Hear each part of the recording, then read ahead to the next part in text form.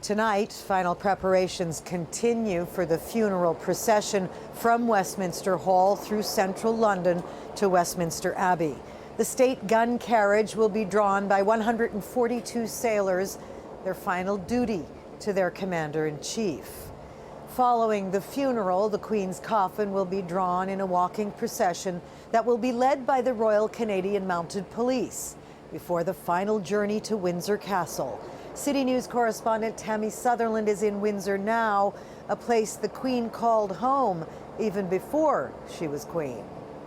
A sea of people making their way up the long walk. This is one of the final routes that Queen Elizabeth's hearse will take before her burial tomorrow.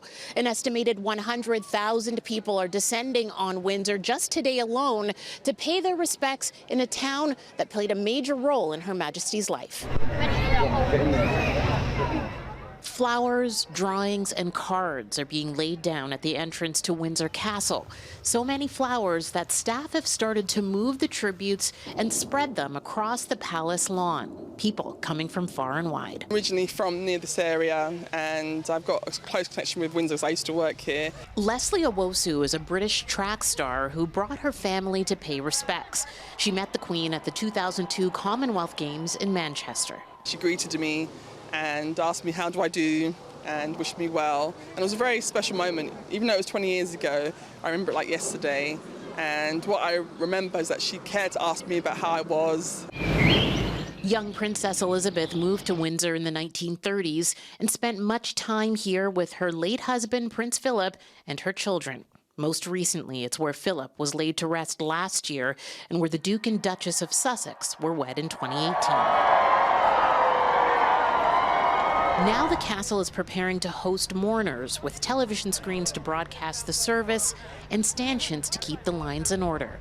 Nicole just flew in from Halifax. I am a teacher in my civilian trade, and I'm a member of the Canadian Armed Forces Reserve. And I think service to community and service to others is important, and she emulates that. We woke up at 6 o'clock this morning, and yes, it's been hell all day trying to get here, and it's been honestly horrendous with the thousands of people here today. Sebastian is a sergeant with the Royal Air Force Air Cadets in the UK. He's the first in a line of people camping out overnight to save a place to see the Queen's final journey. His mother came with him. And I'm coming on behalf of my mother who can't make it. She's quite elderly and quite fragile. Members of the armed forces will be lining the long walk for Her Majesty's last goodbye. The Queen's coffin will be brought to Windsor for a committal service at St. George's Chapel. It will be attended by dignitaries, including prime ministers from around the Commonwealth. Following the committal service, there will be a private burial that will be held at the Memorial Chapel. It will be attended by the King and other members of the royal family. At Windsor Castle, Tammie Sutherland, CityNews.